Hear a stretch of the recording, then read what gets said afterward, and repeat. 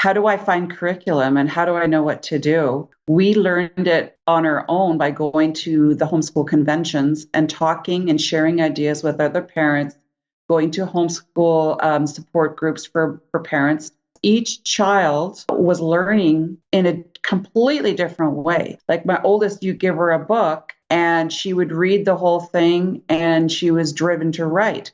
Where my middle one would be like, can I just watch the video and take pictures of what I'm doing? And my youngest one would say, can I just sing through everything? And that got each of them in their own way. You really start paying attention and watching what ignites the child. What kept me in homeschooling was the discipleship. I've really appreciated being able to control the curriculum and what my children learn, because the public school system and the Christian school system, they are changing history, whereas in home education, you can choose your curriculum.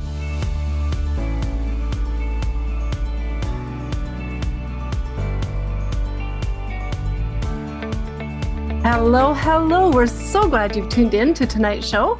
A warm welcome to you. Tonight, we're going to embark on an important topic. We'll be discussing the growing trend among parents who are taking their children out of the public school system and embracing homeschooling.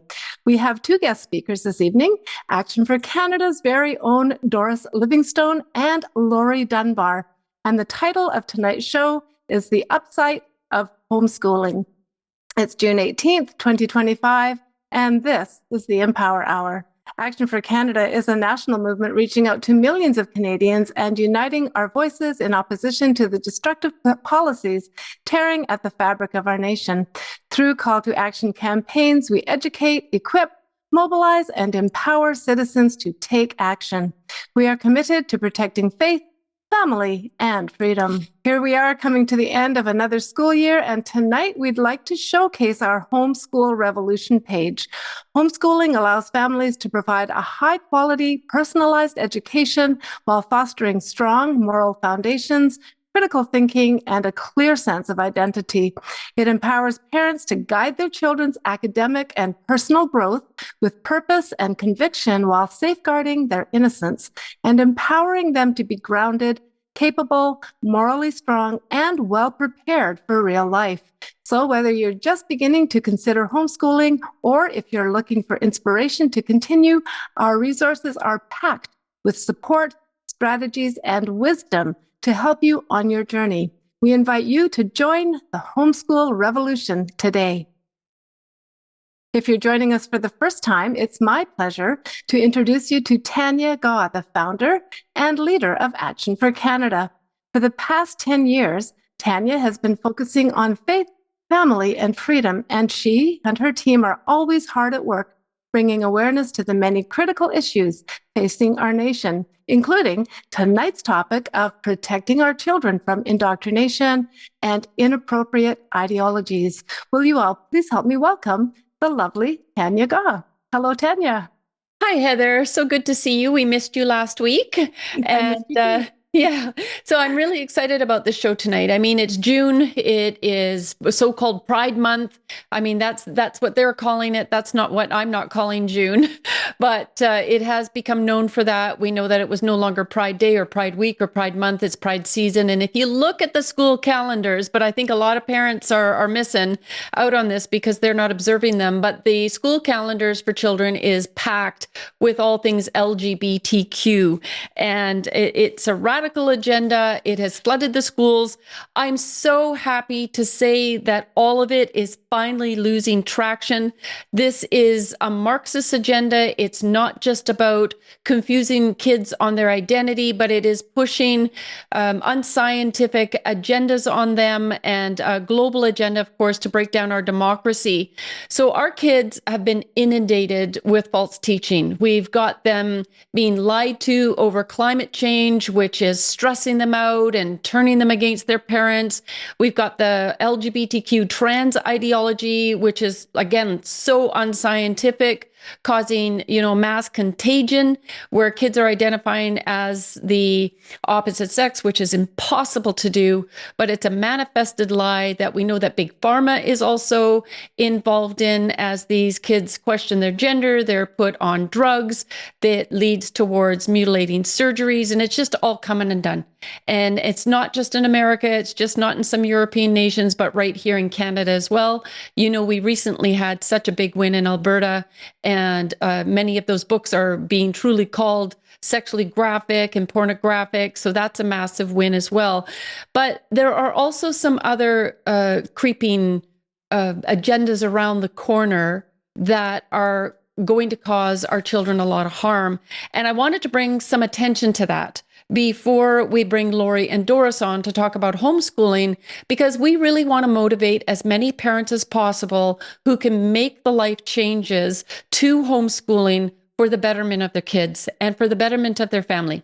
Because understand that through these years, as these radical agendas have been inserted into the schools and our kids have been groomed, indoctrinated, and lied to, it is ripping families apart. When your child comes home and says, I'm no longer a girl, I'm a boy, and parents have to deal with that. And according to Bill C4 from the government, if you don't support it, then you could spend 5 years in jail. Yes, that's right. Go look up Bill C4. You can't even bring them to counseling. So this is a 911 call that we've had wonderful Alex Newman from down in the States. He would say, always 911, the schools are on fire. And it's not just publicly funded schools. It is also many Christian schools, because they decided to take government incentives. Not all of them, but you really, really need to do your homework if you're going to put your child in a private school as well. And where I want to begin is when Lori and Doris come on, we're going to be talking about homeschooling. So I want you to be easily able to find this on our website. You would go to current issues. This screen pops up and you can see Homeschool Revolution. That will bring you to this page. And we'll be talking about the Homeschool Association directory. We ended up searching out homeschool associations in every single province across the country. We did a deep dive into them to make sure they're not aligned with the United Nations or some of the other radical agendas. And we feel fairly comfortable, I'd say very comfortable, with the homeschool associations that we've chosen to put on the website. But if anybody had any concerns, we welcome you reaching out to us. And then once we'll also be covering the homeschool webinars. Doris is our homeschool lead. She's been doing an amazing job over the years, and she has had incredible guests on. And so some of the topics, when they're talking about them, Doris will share her screen as well and explain where you can find a specific video on. Maybe if you're a parent with multiple grades and you want to know how you could maybe improve, or you need some support in that area, you would go to our homeschool webinar page, and we've discussed all of the issues we'll be talking about tonight. And because I can say that the most controversial issues, these are Marxist ideologies that have been instilled in our schools and capturing our hearts and minds of our children. And we see that these are all falling apart, and we see that the books are being pulled out of the schools. They're stopping the medical mutilation and surgeries of kids, not only in America, but many other countries. They're prohibiting them. They're prohibiting them to use pronouns and gender information. We also have other things that are on the table, like land acknowledgements. And there's been many lies and misinformation spreading about the Indians and the history of our country. And that's part of the global agenda to bring in the World Economic Forum, Klaus Schwab's goal of saying you'll have nothing and be happy. And they are using these land acknowledgements and saying we stole the land from the Indians, etc., in order to steal the land from us. And so our kids are doing these land acknowledgements as they condition them and groom them to accept all of these radical ideas that are all meant towards destroying our nation. So those are the little Marxist soldiers. They want to, graduating from our public school system. So it's really concerning. I recently had Alex Newman on the show, and I'm going to play 2 clips. One is on artificial intelligence and how they are planning on affecting our kids in how they learn, how they think. It's so diabolical. You think, can this actually be real? I'm hoping by the end of these 2 videos alone, you're going to say, okay, I need to call my parents, grandparents, you need to get involved in this, and we're going to do everything we can to homeschool and make whatever adjustments that you need to in your life to make that happen. And then the other one is social emotional learning. And they say, they always market things. They're very strategic in the way they market. So it's all about self-awareness and self-management, social awareness, relationship skills, responsible decision-making. But really what it is it is pushing the ideologies. It's determining how well they accept the LGBTQ agenda, the climate change scenario, the issue regarding the Indians. And then if they're not responding well, they use social emotional learning to manipulate them to think a certain way. And they even, the critics are worried about the data collection that they would be taking on sensitive information regarding your kids. So I'll just play these 2 short clips, and then we're going to bring Lori and Doris on. But listen carefully. They're telling you they're going to reprogram your child. They're not interested in you passing your values, your beliefs, your culture, your morality, the Bible's morality to your children. They're interested in installing a whole new programming over the top of your children's mind, and they are dead set on doing it. The new competencies under SEL, which again, as you heard the NEA say, are the foundation of what's happening in the classroom now, these are things like empathy. These are things like compassion. And of course, every normal parent wants their child to have compassion. What we don't know is that they have totally redefined these words. When you look at what they mean by compassion, you're not compassionate if you don't believe in open borders. You're not compassionate if you don't believe a girl should be able to abort her unborn child. You're not compassionate if you don't believe that a child should be able to mutilate his genitals to become his true self with his new gender identity. You're not compassionate if you don't believe homosexuals ought to be married, right? In other words, they define compassionate. Anything that goes contrary to their worldview is by definition uncompassionate. And so your child is staring at this device. The goal of the particular program is to monitor and check how compassionate your child is, and if your child's not compassionate enough, to design an intervention. And so maybe a screen pops up and maybe it's got 2 homosexuals kissing. Maybe it's got a trans individual, a drag queen reading to little children. And your child makes a face. Ooh, why, what's that? Mommy and daddy said that was not good. The facial expression camera, which by the way, this was from 2012, will pick up your child's negative response to that stimuli, will process it through the algorithm, will determine that your child needs an intervention because he or she has the wrong attitude on this particular competency, and an intervention will be staged. That video is enough for me to say, boy, I've got a grandson, and there's no way we're putting him in the public funded education system. It's just not a possibility. And so far, they've been manipulating kids through crowdthink. And how are the other students feeling about whether or not they're accepting an LGBTQ classmate?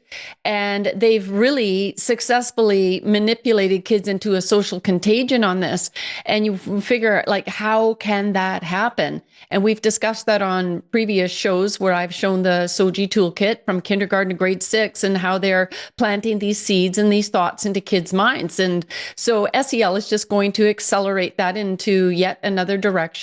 And then the next video clip I want to play is on artificial intelligence to see how they're also manipulating your children into thinking in a Marxist socialist kind of way. And ultimately, when you have compliant children, they grow into the compliant adults when they've been in a program, in programming. They're programming them like this. So let's just play that other clip. And here's a little sneak preview of what the beginnings of this rollout looks like in China, which is only a few years ahead of us. We developed the technology, they're deploying it and testing it out, but this is what it looks like. 红色是表示你的专注力显示得很高。 Teachers at this primary school in China 蓝色是走神了。 know exactly when someone isn't paying attention. 白色就是你可能跟网络还没有连接好。 These headbands measure each student's level of concentration. The information is then directly sent to the teacher's computer and to parents. China has big plans to become a global leader in artificial intelligence. It has enabled a cashless economy where people make purchases with their faces. A giant network of surveillance cameras with facial recognition helps police monitor citizens. Meanwhile, some schools offer glimpses of what the future of high-tech education in the country might look like. 做出选择吧 Good job! Classrooms have robots that analyze students' health and engagement levels. Students wear uniforms with chips that track their locations. There are even surveillance cameras that monitor how often students check their phones or yawn during classes. Yeah. And again, folks, this is just the beginning of this, right? If they are not stopped, they will take this as far as we will let them. All right. So that isn't looking particularly good to me, and I'm sure that you're feeling the same way. And this is advancing. We were warning you about the trans LGBTQ agenda. We were warning about the climate change propaganda. And now we are warning you about these two new agendas. They're not new to them. They've had this in the works for some time, of course, and then it quickly advances into the school system. So we just want to bring your awareness to that. So with that, Heather, would you please introduce our guests? I'd be happy to. We have two guests joining us tonight, Doris Livingstone, Action for Canada's homeschool lead, and Lori Dunbar, our assistant homeschool lead. Tonight, Doris and Lori will be discussing a growing trend happening in Canada. Parents are stepping away from the corruption of the public school system and are instead embracing homeschooling. Doris and Lori are both experienced homeschooling moms who have successfully educated their children from kindergarten through graduation. And tonight, they'll share practical advice, encouragement, and firsthand insights as they explore the many advantages of homeschooling. It's such a privilege to have these two lovely, hardworking ladies joining us this evening. Will you all please help me welcome Doris Livingstone and Lori Dunbar. Hello, Doris and Lori. Welcome to the Empower Hour. Good to be with you. Super. Thank you again, Heather, and welcome, Doris and Lori. Now, as Heather had mentioned, you have both successfully homeschooled your own children to graduation. And Doris, I know that you're now homeschooling grandchildren, and that's been an amazing experience. A little different when, they're not your own. They are your own, but in a different way. And so I'm just wondering, how can your experience help other families that are considering homeschooling right now? Well, that's a good question. How can my experience? Well, certainly I was in the trenches for 17 years homeschooling. I had 3 kids. I still have 3 kids, and they still like me. And when my husband passed away, they were teenagers, and I was still able to finish homeschooling them right through to grade 12. And so I feel like we come with a wealth of experience. And we did a lot of the trench work in the early years. I started homeschooling around 1995. I remember my husband told me actually, when my kids were very, very young, we're going to homeschool our kids. And I said, what's that? And why do we need to do that? And around that same time, my sister and my sister-in-law on his side were starting to homeschool. And so they were mentoring me. And and then as we moved along, each year got easier and more rewarding. And I think what I want to offer is hope to those who are starting, particularly who've either had a rough year or who have started and had a rough year and are really second guessing whether they made the right choice, but to consider the blessings in the long haul. And we're going to touch on some of those positive things today. Wonderful. And Lori, how about you? I think having been educated in the public school system and private a little bit, I think we have to just encourage one another in this different way of thinking and in educating our children in a way that we weren't educated ourselves. So it's really important to have mentors and community around you that can help just with the reshaping of our own thinking so that we can help to educate our children and really rethink, what do we want to teach our kids? What do we want them to learn? What's important for us to teach them in character, in morality, in faith, all these things that we weren't taught in school. So I think it's important to have older mentors or people that have been there, done that, that can encourage you in your journey. Well, and I agree so much. And I know that you guys were the path makers back then because homeschooling was looked down upon.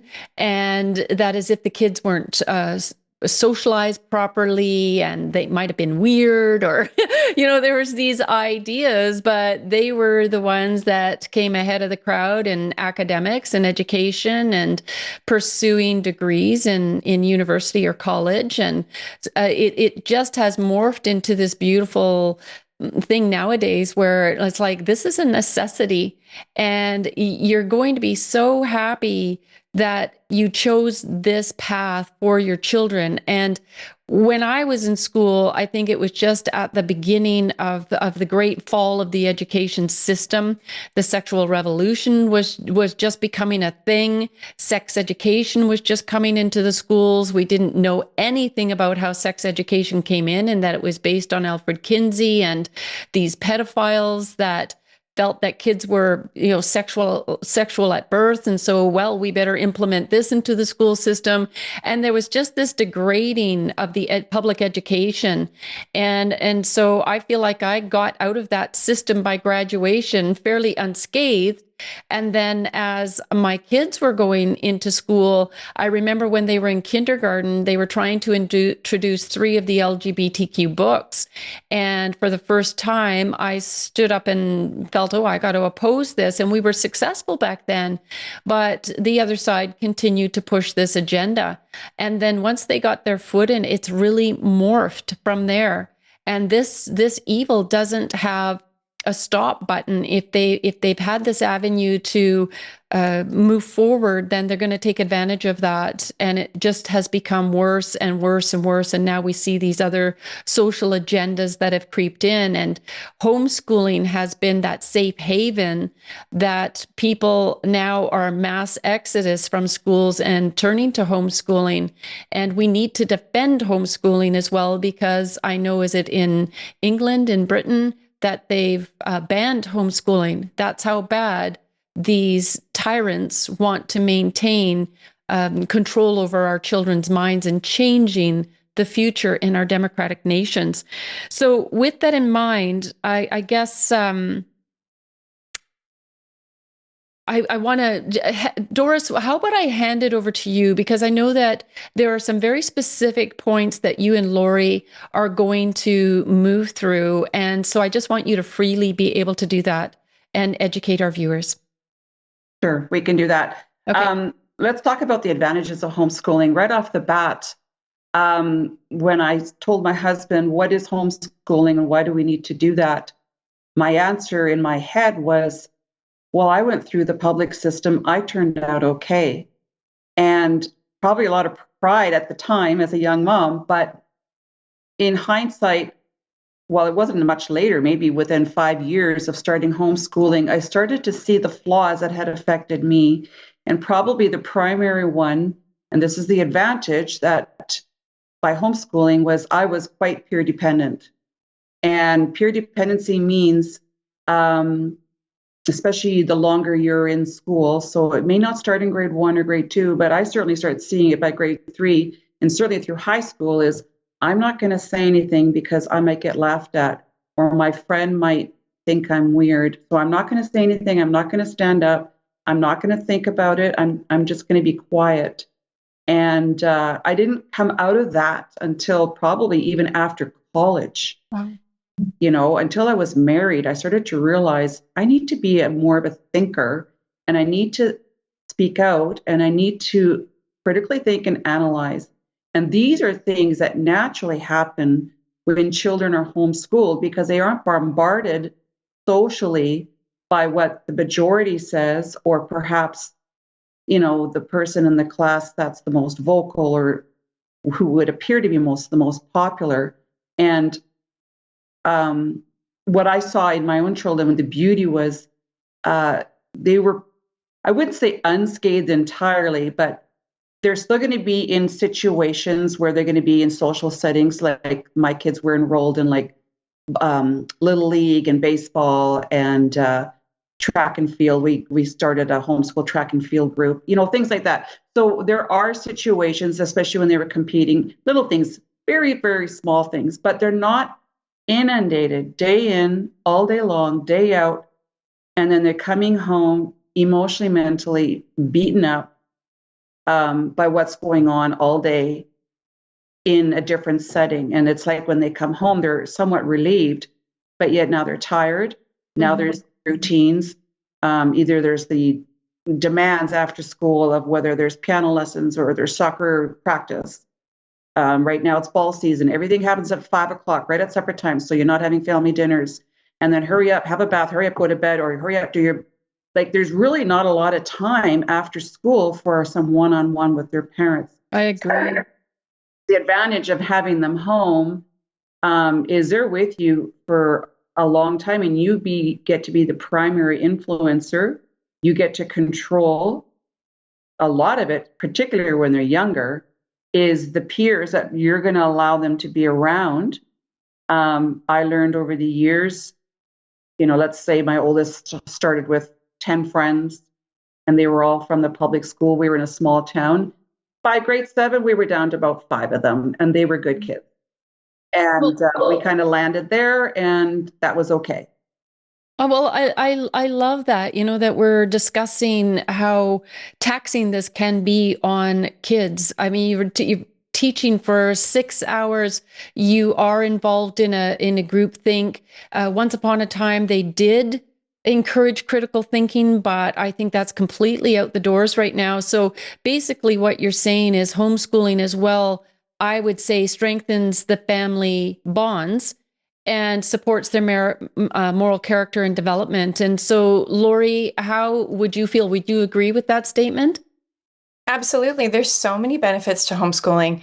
I've even seen, so I have 4 kids, 2 stepkids and 2 biological, but they've been mine for over 21 years. So, but the 2 older ones actually went through the school system. And when they were in elementary school, my husband and I were going, we're not really happy with how this is going. Mm-hmm. And so we began to think, what are the other options of what we can do with our younger 2? So that's actually what led us into homeschooling. And so I've actually had the advantage of having 2 go through school and private Christian school, as well as 2 go through homeschooling education. And I've really appreciated being able to control the curriculum and what my children learn, because the public school system and the Christian school system, they are changing history. They're highlighting different parts of history that they want highlighted. Whereas in home education, you can choose your curriculum. You know what they're learning. You know what the advantages are of different of teaching them different ways of thinking and critical thinking, all those kinds of things. And just even the sibling connection and different things are so valuable. But what kept me in homeschooling was the discipleship. In times of financial uncertainty, securing your wealth is more important than ever.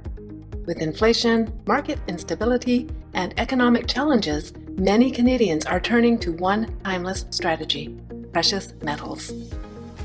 Gold and silver have historically retained their value, offering a hedge against economic turmoil and a safeguard for your assets. If you're looking to invest, there's good news for members of Action for Canada. We're proud to announce our partnership with Steve Merrill of Sun City Silver.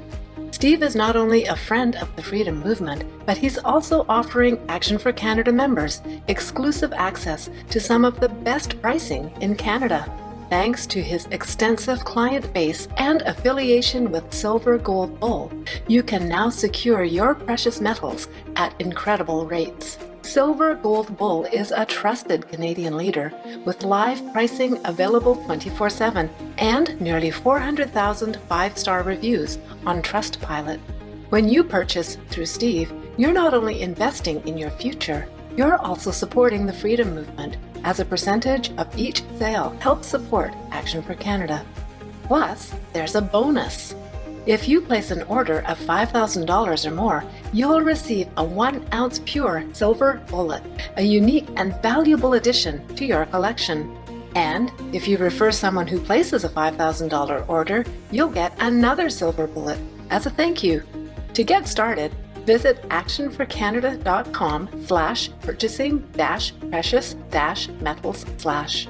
Remember, your decisions are your own, and we recommend doing your own research before making any investment. But with Steve Merrill's guidance and our partnership, you'll be on the right path to securing your future. Secure your assets, protect your future, support the movement. Visit us today to learn more. I really valued being able to disciple my children and have that morning time that we can be together. We can talk through issues. We can go through history. We can, watch Action for Canada. We can go through these things, and they have a really solid Christian worldview, which is so important to me. Right. I love it. The family that prays together stays together. But if you're doing this from birth and then through education, there aren't these outside forces that are really interfering with that. And can I want to ask about screen time. I want to talk about cell phones and TikTok and all of these other things. I mean, with my kids, I'm surprised I didn't get, called for child abuse, but they didn't get a cell phone. And we didn't have video games in the house. I think we were at a swap meet when my son was like 16, and he found an old, I don't know what the system was, and we hooked that up to the TV. But I mean, he was very, very skilled in building and Lego, and we did art together, and we were out in nature, and my sister had a farm, and so we were immersed in that. And just what a healthy, beautiful balance compared to kids that didn't know how to carry on a conversation. And I made sure that we had dinner time together, and I would ask them questions like, how was your day? and expect an answer. But yeah, so how do you feel about that as well? Either of you, about the screen time? It's poison to me at this point. Yeah, especially for younger children too. My kids are, so my younger ones are actually just 19 and 17 now. So they both graduated a year early. But yeah, the majority of our screen time was just, if we were going to watch something like this or, world news or different things like that, that would be the majority of their screen time. They have excellent imaginations. They both did a computer course in their first year of college just to kind of catch them up on understanding computers. But yeah, just being able to control that. They do have cell phones, but I have the passwords to both of them, and I have all the controls. So like they need my password for being able to do, change things on their phone or anything like that. So it's not a controlling thing. It's more of a gradually teaching them how to handle that technology and understanding that, it is addictive. How's your screen time going for you? Checking in on that. And for Apple phones, you can see exactly their websites and everything that they've done, even for the older teenagers like I have. Well, I think accountability is something that the globalists are counting on, that there is no accountability for the majority of kids. And when they're bringing these cell phones to school, kids are being exposed to porn.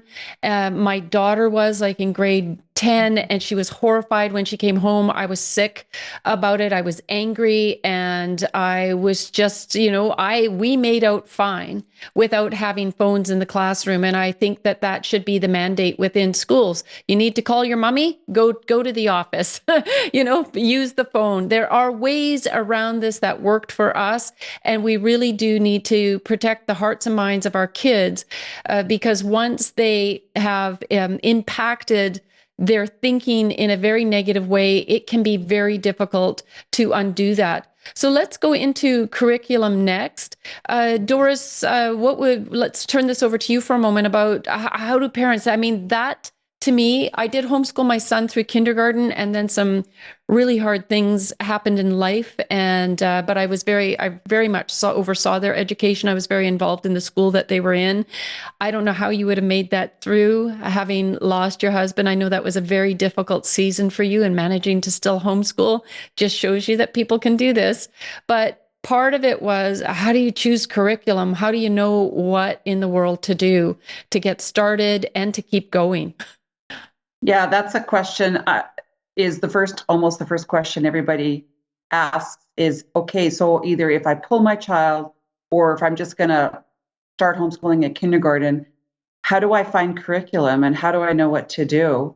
And so our experience for Lori and I was, we learned it on our own by going to the homeschool conventions and talking and sharing ideas with other parents, going to homeschool support groups for parents, usually the mothers, and sharing ideas on what works. And that was probably one of the harder things for me getting started, but probably the most rewarding thing, because each child was learning in a completely different way. Like my oldest, you give her a book and she would read the whole thing and she was driven to write. Where my middle one would be like, can I just watch the video and take pictures of what I'm doing? And my youngest one would say, can I just sing through everything? And so they were very different learners. And I did run into a program that actually for language arts in the early years is learning how to read, write, and spell. And it was done through music and very hands-on with games and activities. And that got each of them in their own way, unique way, started reading. And then from there, you really start paying attention and watching what ignites the child. And a catchphrase that I still lean on is called delight-directed studies. And so what delights them? My oldest was really into horses. So we would do a unit study based, as she's older, likely maybe she's grade 6, grade 7 now. And we would do a unit study that covered reading and writing, and then the history of horses and where certain horses live. We're covering geography, and then how to take care of a horse. She really, really enjoyed that.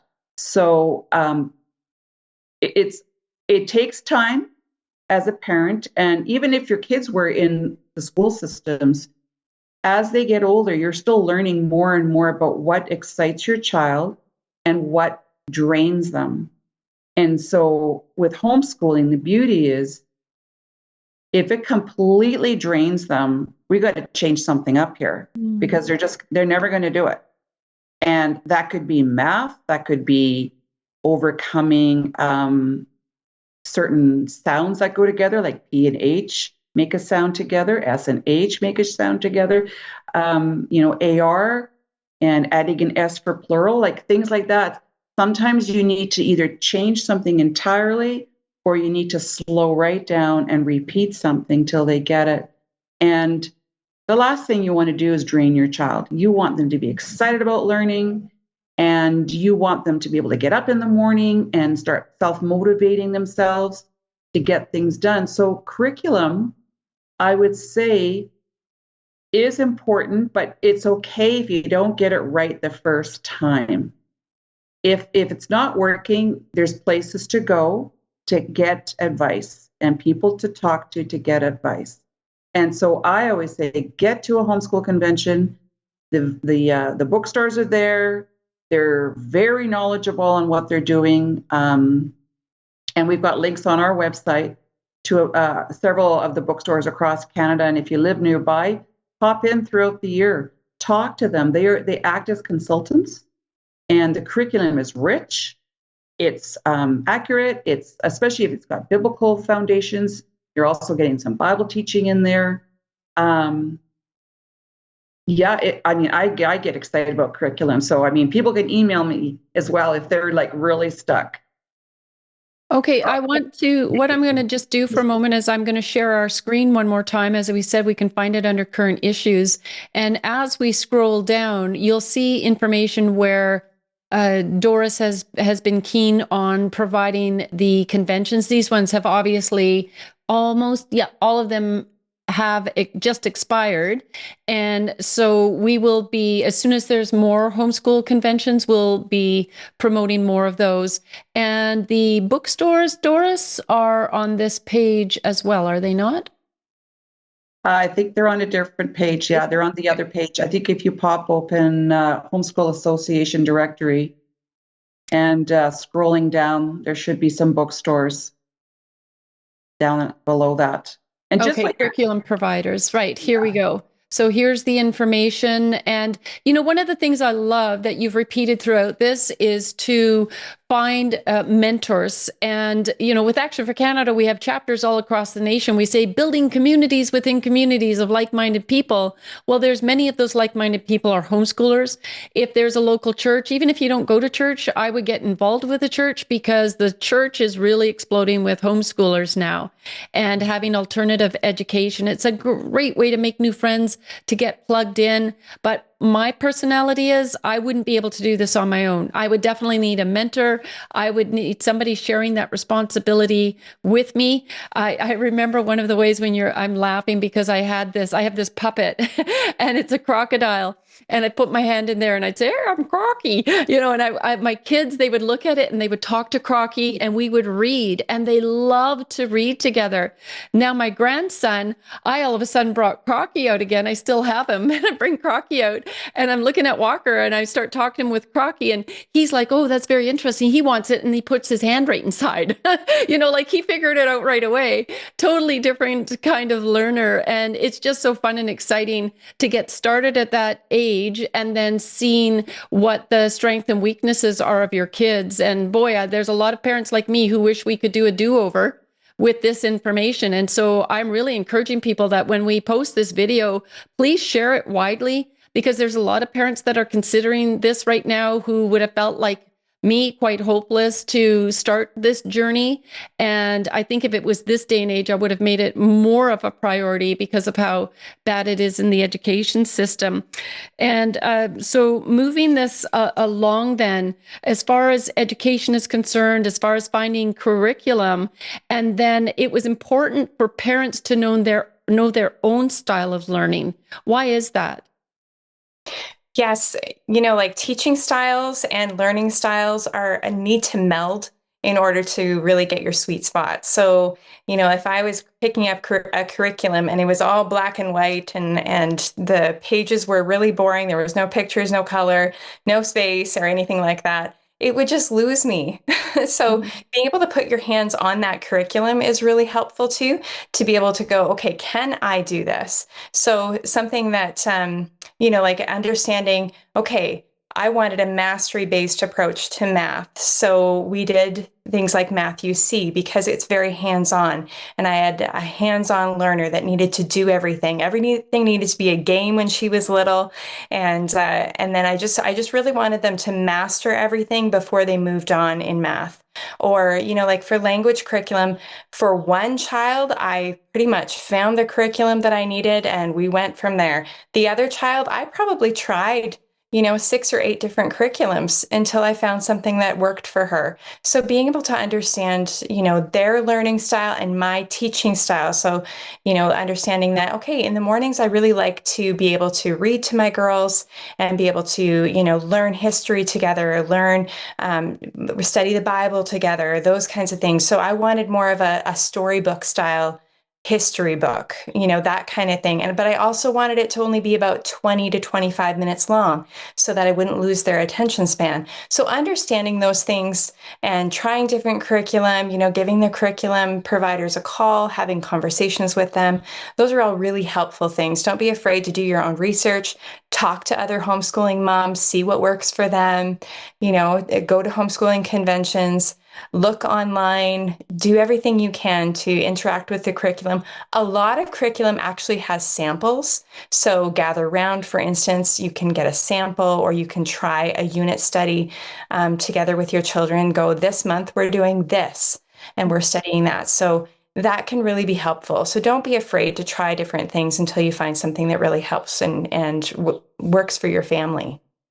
Okay. And so on that as well, like what would you say to parents that are getting exasperated and their children maybe are exasperated and they're just really having a tough time finding, as you mentioned, that sweet spot in a parent's learning style. I'm a type A personality at this point, and so I'm a bit driven, and that could, have an ill effect on my child if I stuck with that kind.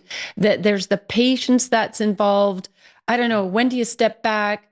How would you address that situation? For myself, I would probably say, yes, take a step back. Let's actually just connect to your children. Let's have fun with them. Let's go out. It's a beautiful, weather right now. Let's do some nature learning. Let's play games together and just take a step back and just realize that, you know what, baking cookies is a great idea right now. Let's do fractions, or just things like that. And just taking a step back and going, you know what, my connection with my children is more important than them getting through this on my timeline. Mm-hmm. So yeah, sometimes we think, we have to do it this way, but sometimes we don't. Sometimes it's actually just remembering what's really important and being able to really connect with the heart of your children. That's good advice. And Doris, what about you? What would you have to say on that topic? Equally what Lori's saying, exasperation, I guess I would wonder, is the parent exasperated or the child or both? Take a break, lean back and change it up. You could take a day off, you could take a few days off, take an hour off, take a week off. I think a lot of times parents, especially if they're newer at homeschooling, they're very worried about the learning outcomes. Like, will we get it all done by the end of the year? And will Joey pass grade 1 or will Joey pass grade 8 or whatever, because we're so fixated on the learning outcomes. And the beauty of homeschooling is that children learn at different paces on different topics. One of them will grasp math right away and struggle with reading. The other one might find certain parts of social studies super boring, where the other one's like, this is exciting. And I'm seeing it now in my grandchildren when I do the fun activities with them, but I try to make everything homeschooling like, so that it's a teachable moment. And I'm starting to learn all over again, next generation, what excites them. The one loves the gardening we're doing together and can hardly wait to show me how things are growing and what do we do next. The other one is like, can we just play baseball forever? And I'm the worst pitcher in the world, but I do my best, right? And he loves to run, and the other one's learning how to ride a bike. And so it's just trying to be in the moment. And I know we get told that. We also get told by grandparents, oh, enjoy your babies while they're young. It goes so fast. And yet, when you're in the grind, you feel like it's brutal some days. But when we talk about patience, Tanya, you mentioned that we as parents are also being refined over the years, whether we're just parenting or whether we're parenting and homeschooling, or whether we're parenting, homeschooling, and now throw a job in there. And there's just a lot going on, and everything takes time. And miraculously, they all graduate. Yeah, so it all works out. Give yourself a big, long timeline and don't just say, I'm only going to homeschool 1 year. If you tell yourself, I want my child to read in the next 3 years, that gives you 3 years to master a lot of basic reading fundamentals and enjoy it. Well, and I can, yes, yeah, and I can pretty well guarantee you, if you compare to how our kids are doing in the publicly funded education system, I was bringing up some stats from Ontario, and that's from a few years ago. I can only imagine where it's at right now. And kids are, when they graduate, at a 60% reading, 60 less in math, and writing maybe 67%. Those are horrible numbers to be graduating on. So trust me, you can't do worse than the public education system. And I understand. And that's not to say there's not wonderful teachers in the education system, but they're having to comply with rules and policies that are not benefiting our kids. So stick in there, public education teachers, that, you have good hearts, because, we're working in the background trying to make sure for parents that cannot pull their kids out, that the education system will be a place, once again, that will better serve our children. But with that in mind, we've talked a number of times about, I've said you can do more in 2 hours than you can in 6 hours at school. But is there, you had mentioned a 4-hour program, something like that in our notes going back and forward? Yeah, there's a book I highly recommend. It's called The 4-Hour School Day by Durenda Wilson.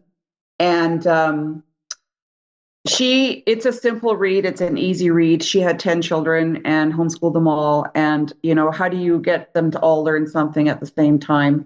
And it's a great little read to encourage parents to simplify their lives when it comes to education. You don't need them at a table for hours in a day, especially when they're little. Like, you can be done in an hour if they're under 8 even.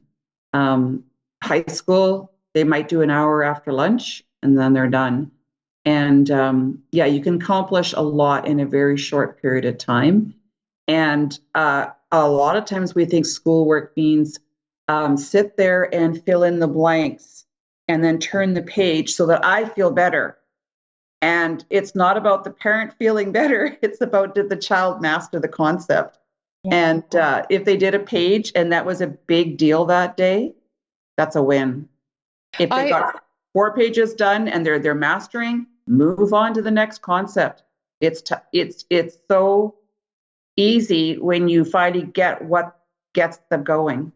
Yeah, I love that. And I know that I had one of those little Fisher-Price chalkboards, and my daughter was 2 years younger than my son, but she was a little busy person and always active. And I was teaching my son on the chalkboard about addition, and I had fun drawing different animals, just making it an interesting time.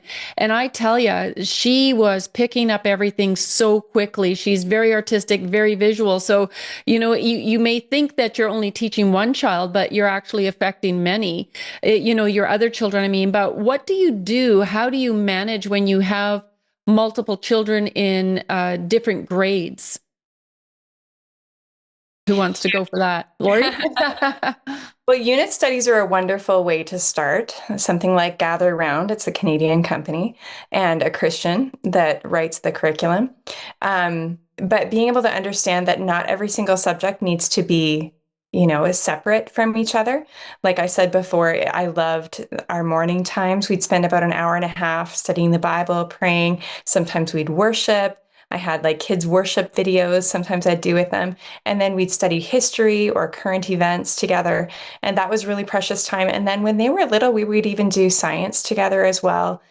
So understanding that, like they need to be able to do their math on their own. They need to be able to do, reading at their level and writing at their level.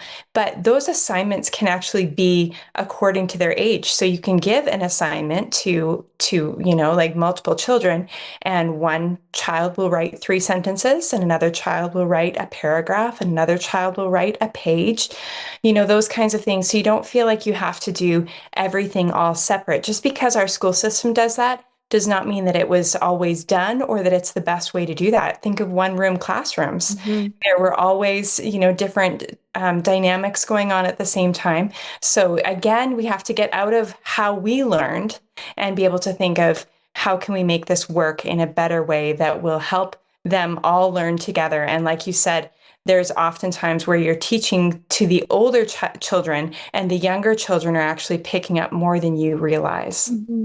And do you find, because I have found for the homeschool children that I've met as young adults, there's more of a closeness there between them and their families. It's just something I can't name anybody right now where I'd actually say, yeah, those kids just don't get along or they don't like each other. And I just love that bond. But do they mentor one another as well? Because I'm thinking, okay, so you have, say, even if you spend 4 hours in learning in a day, what do homeschool kids do for the rest of the day? Do they have jobs, chores? What occupies the rest of their time? Oh, well, the list is endless, but I'll just speak from my own experience. So After lunch, let's take them to about high school. We lived in a tourist town, and so they were done school by lunch. They were the first kids to get hired for the seasonal tourist jobs and would start a job 2 days a week or so after lunch. There's that. There's projects they can work on. Let's say it is a science project, or there's some sort of craft that goes with the unit study. This is their creative time. It doesn't have to be 3 hours. It doesn't have to be till 3 o'clock. It can be an hour. There's chores. Absolutely. I had a chore list on the fridge, and they took turns throughout the week, or each week rotated. And so there's different things like that keep up. And if they're falling behind the cracks in something, then sometimes after lunch, well, every day after lunch, I did the reading out loud to the kids. But if one kid was struggling, I would do the one-on-one and spend 20 minutes just reading one-on-one with the child, just to sort of grasp the new concepts. And how about you, Lori? You must have lots of things too.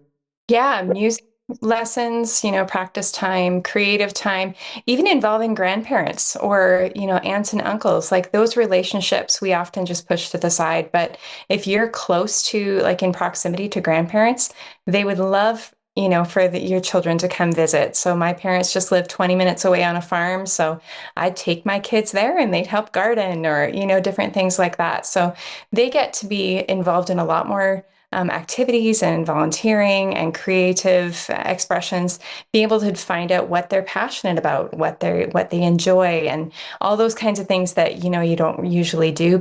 And being able to involve them with, is dad doing a plumbing job, or those kinds of things that you can involve them with where maybe you wouldn't before. So just taking advantage of those kind of opportunities is good. I love what you just said about with dad. My dad passed away when I was way too young, but when growing up, we did projects. They had built a house, and I would remember being out there. We were on just over an acre. We ended up having horses and things, and out there raking the property and seeding with grass. And we would all work on the house together and wash it, stain it. It was just always Saturday was family day. It was a work bee day. And Saturday night was family night. We would watch a movie together, Lassie, or whatever you call it. But those are incredibly rich memories, and you have to be very intentional to do this with your kids. Yes, you know what, you could say, it'll be easier to do it myself. I'll at least get it done right. But then how do your kids learn? Mm. And the other thing that I found as well is that we had an elderly neighbor, and her husband had passed away. Her daughter wasn't around much, and the landlord wasn't doing much to assist her or make sure her place was decent. And we went in and we painted. And then you have that act of service that you're building within your kids, that one day they'll too do that. Build true empathy and compassion compared to what they want to do in all these social agendas with the school systems. And so that's something else that I love, and I could see could be a very integral part of homeschooling, is having that voluntary time. And I love it to help out grandparents, do some gardening and whatever else is needed for individuals. Dog walking, another exceptional thing, help them make a couple of bucks. A neighbor, lawn mowing.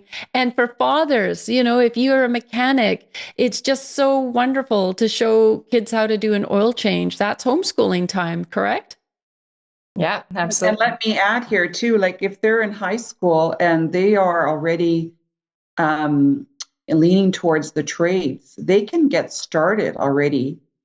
Certainly after 16, start working on building either towards their ticketing or towards experience, and work alongside somebody in that trade that they're interested in. And I had daughters, so my middle daughter, she was obsessed with photography. And so I found the main lead photographer in my little town to take her on once a week after lunch and show her how to use a camera properly and all the things it can do. And today, my daughter is a professional photographer. So, and that leans back into what delighted her. Mm-hmm. I opened that world for her because I could see she was a visual. Right. And She can read and write and do math and all those things, but her passion is pictures.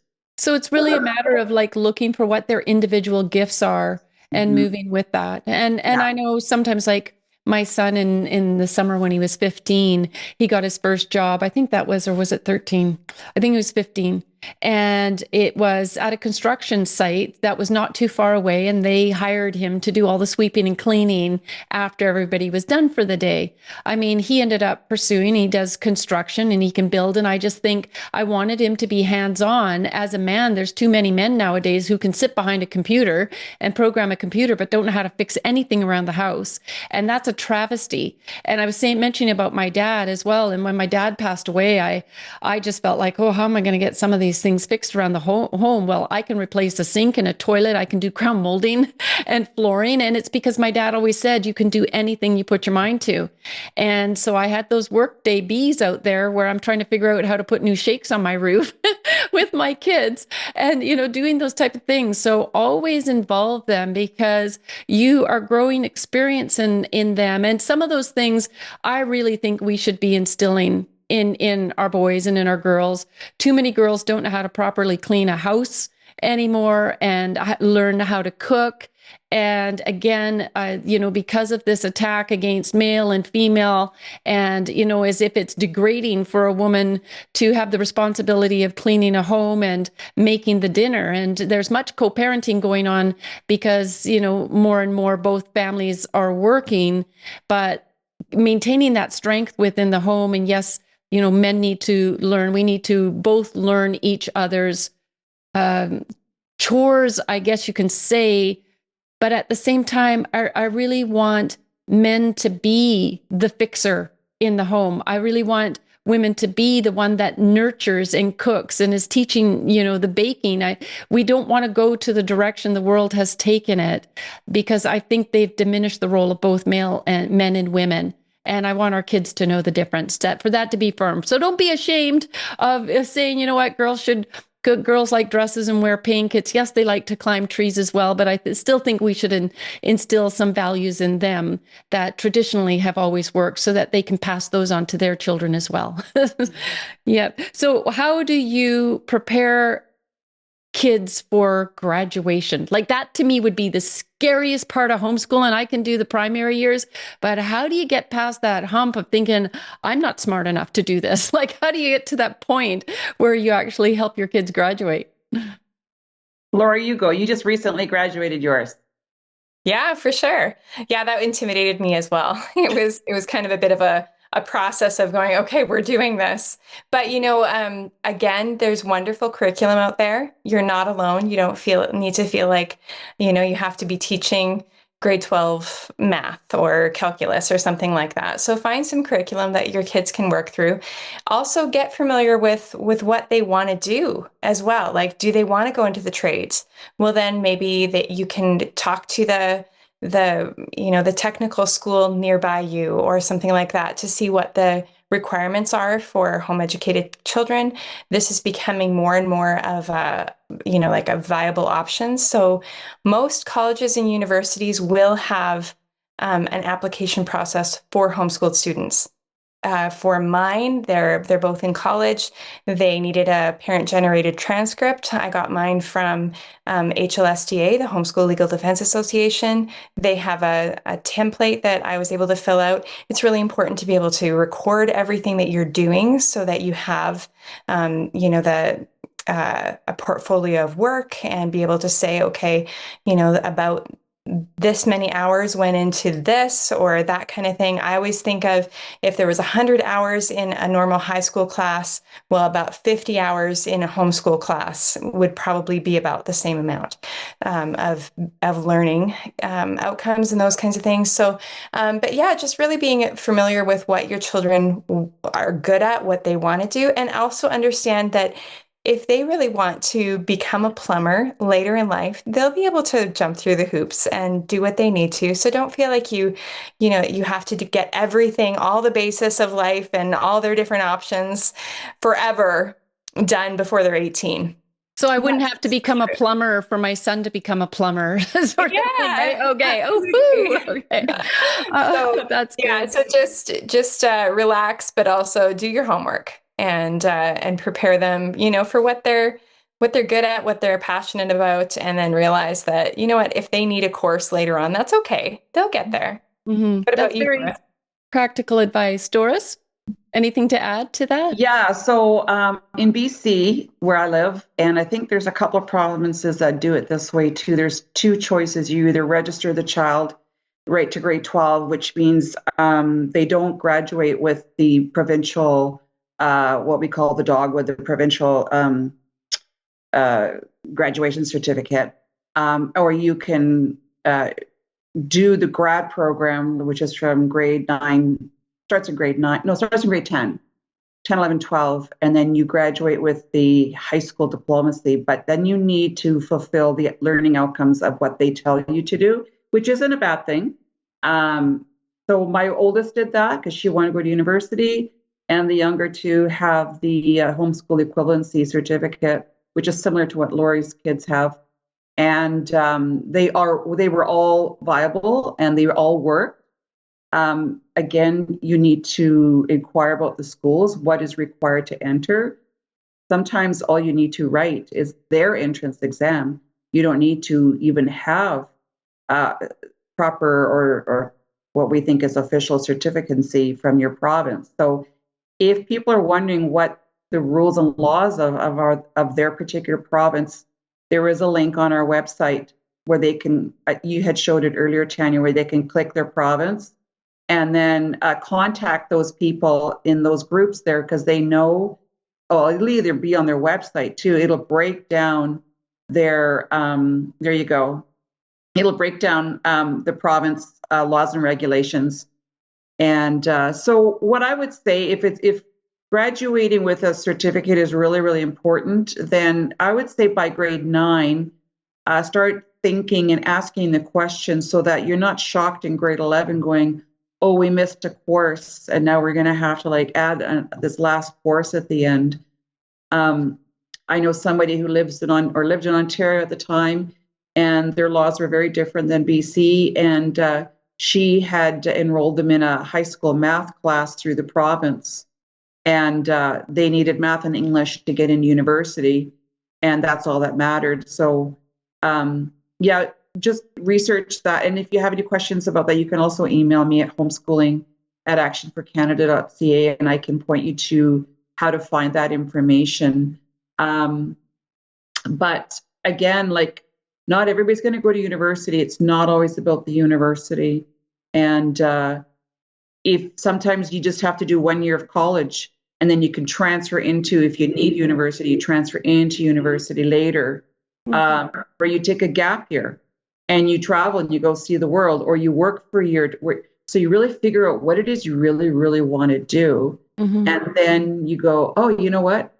I thought I was going to go to university, but I'm going to actually go to this trade school now. It gives a little more time, and then they go in as mature students. And then they just look for the credentials of what's needed to enter those particular post-secondary schools. So it's not like this one way out. Homeschooling, like Lori said, if you have a portfolio of work that's been completed, that shows lots. And then you can write down all the work experiences. And universities and colleges love homeschoolers. They love them. They want them because they're self-directed. They're critical thinkers, and they're self-motivated. They know how to do school, and so they're actually sought after. Absolutely. Well, that is amazing that we're at the top of the hour here. And I just want to thank you both so much for coming on and sharing your experiences and providing more information. I would encourage our viewers that if you're really wanting to get started on homeschooling, I was just bringing up the 2 pages. They're on our website. And if there's anything that we're missing or you have a further question on, at the top of the Homeschooling Revolution page is our A4C homeschool email where you can contact contact Doris or Lori and they'll provide you, with an answer or with a link to whatever it is that you're trying to find. Do go on to our homeschool webinar page. Doris has previously done interviews with some of the most amazing guests. Lori had mentioned, I think it was the HSLDA, and they are individuals that can provide legal support for homeschoolers. Sometimes you may have a radical person within your community that doesn't want you homeschooling. You need a little legal advice or just for other information. But we've got a lot of info on there to help you out pretty much with every question you could possibly have. So on that, I would just like to hear a closing a word of encouragement or any tip that you want to give to parents as we end the show here. Doris, do you want to begin? Yeah, I would say enjoy it. And when it feels like you didn't get anywhere, think about where you started from. So if you're just starting, whether you're starting kindergarten or starting in your grade 8 and you've pulled your child out, right now, this week, write down all the things of why you're pulling your child and maybe set 5 goals that you would like to see happen for the next school year, and hang on to your reason why, because usually people tire out by April, May, and it's okay to be done school by May because you probably are done, and that's the other beauty. But always reflect on the why, because that's going to carry you through, and spend the summer. Get online and find links. Like, go on our website and watch the videos. There's other links. Do your research. Find ways to find support to learn as a parent, and just love your child. Spend that time with your child. You're going to see that child change. That child will settle. That child will be valued and heard, and will be able to shine, and expect greatness from them at a young age, because our culture, and it's been going on for decades, has been dumbing down our teenagers for so long that some of them are still living in mama's basement at 30. And so we want to expect greatness from them right from when they're home, or even if anytime, just expect them that they can. And they're going to feel that, and they're going to perform. And that's really fun to watch that in the child. And it's speaking life into them. I love that, Doris. And like I had just shared, my dad always said, you can do anything you put your mind to. And I was like inside, I go, no, I can't. And then I'm like, yes, I can. Dad said so. And I can still hear him in my head, as I take on new projects. So that's just wonderful. And so, Lori, how about you? Yeah, I just want to encourage you that God made you your kids' parents.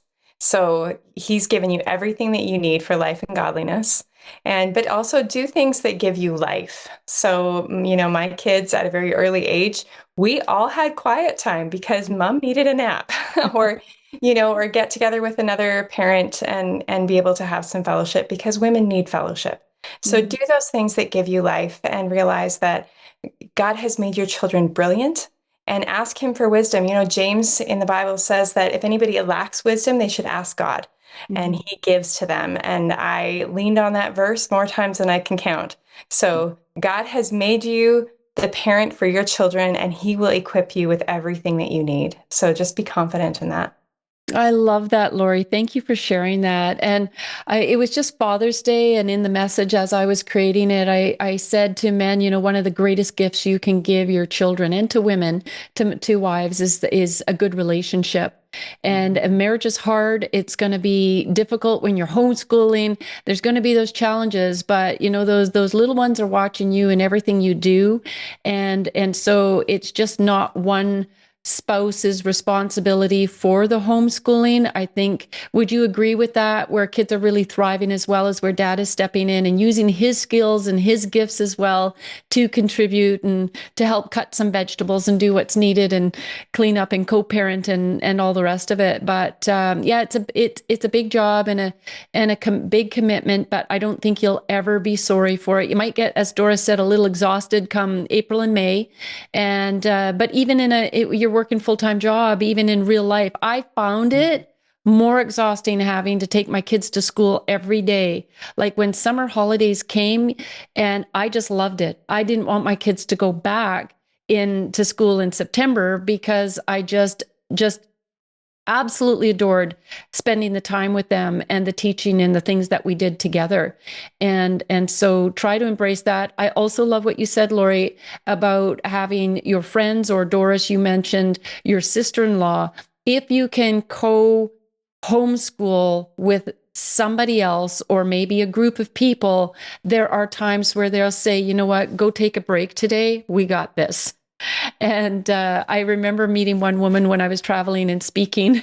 It was so adorable. We were all talking about homeschooling, and she's like, well, I know how to pluck a chicken, and I know how to cook, and I know how to bake. And that's something I could do. But she was concerned because she wasn't good with some of the stronger academics. And we're like, even what you're saying is that's okay. Use your gifts and talents, because everything that everybody brings as a community together will be of advantage to our kids. All right. Well, thank you so much. Again, I'm going to ask our viewers to give us a thumbs up when we post this Rumble video, and to be sure to share it. Visit our homeschooling page, share it with others, talk to the grandparents, ask them to be involved. You know what? Let them say, hey, mom and dad, we're considering this. Do we have your support? And get as many people on board with you as well as a family unit, taking something on of this magnitude. Anyways, just God bless you both. Thank you for taking the time to share this all with us tonight. Thank you. All right. Yes, thank you. Okay. Woo, that was amazing. So yeah, I mean, this is really, we're going into summer in a couple of weeks. Some people are already, kids are maybe finishing up this week in high school for the summer break, and parents are thinking about having that breath. There's many parents that are working full-time jobs and having to put their kids in daycare, and they're hating the idea of that. And with the economy the way it is, I know things are really hard, but I believe that if you pray about this, God will give you a way. And I believe that in talking to your parents, grandparents, that there is a way to manage this. In the past, I've said, if you have friends, you have 5 friends that are willing to homeschool, and each one of you take a day, and a group of parents, watch the kids, giving one parent the day off, sharing your gifts and talents. Maybe you need to work 3 days a week, but you can take 2 off as part of your responsibility in helping this group to homeschool. Just pray about it, think about it, work, find out ways that you can work around your job. If you need that income, absolutely 100% to help pay the mortgage or rent or whatever your circumstances is. We know that it's difficult, but we know that you will be blessed, and your children will certainly be blessed if you can manage to work this out. And again, I'm going to emphasize that Action for Canada is going to keep continuing to fight for the parents that can't remove their kids from the school system, to make sure that sanity returns to humanity, especially in the education system. So hang in there, and we'll all continue to work together on this. All right. So our next week's guest is going to be Dr. Peter McCullough. We haven't had him on for quite a while. It's been far too long. And so I'm really looking forward to this. He has been before the Senate on numerous occasions. I'm going to be including in the action that's coming out a video of highlights of a Senate meeting that he was recently in. I can't even begin to tell you how excited I am in what's going on regarding all things COVID corruption, and how this is coming to the forefront, and that evidence is coming out. And I had just seen it before coming into the show. I'm going to make sure that it's part of the interview in discussing it. But a leader, I'm sorry, it's a European country, I can't remember the name of it right now. He is putting a full stop on purchasing any more COVID jabs. He was very opposed to it during COVID, but there was another leader in the country, and they are proving that it is changing the DNA, and that the jab is intentionally was created to cause harm and to ruin immune systems and cause great devastation. And so I can't wait to have Dr. McCullough on to discuss how things are advancing as far as justice is concerned in the courts. Fauci's computer was taken, and they have said that there was information on there, again, to prove corruption. And Action for Canada's legal action is still going. It's one of the only COVID cases still in the courts. And they're really trying to prohibit us from going into the courts and hearing from our expert witnesses. And so they want to do another motion to strike, but we're going to keep fighting. And one of the biggest things you can do for us is pray. And we know that prayer moves mountains. And God told me years ago, he said, pursue justice and I'll meet you in the courts. I don't know what that looks like, but you can imagine what having a faith the size of a mustard seed feels like right now, because I said, yes, Lord, and we're moving forward with that. I'm also wanting to hear from Dr. McCullough if there's any more treatments that have come up, possible cures to having the mRNA gene therapy. It'd be quite a miracle if there is. And I also want to discuss the movement that is on the rise in Canada and around the world for new parents to not immunize their children. And we're going to discuss the childhood vaccines. We've got a complete page on it, which I'll be including in the action as well, because the increased rate of autism is like from 1 in 100,000 to 1 in 30 or less. And this is none other but related directly to the immunizations. They're poisoning our kids, and we need to get control of this. And so that's fantastic. I'm looking forward to that and hope you will join us. And then the verse for today is from Titus 2, 7-8. In everything, set them an example by doing what is good. In your teaching, show integrity, seriousness, and soundness of speech that cannot be condemned. And so your children are watching everything that you do. It's not that you can't have bad days, but do apologize for them. Set that example, show them the love, and you, when they are old, they will not depart from it, and they will honor you as their parents. So I just encourage you in that. All right. Thanks again for joining us. God bless you, and God bless Canada. Welcome, Tanya.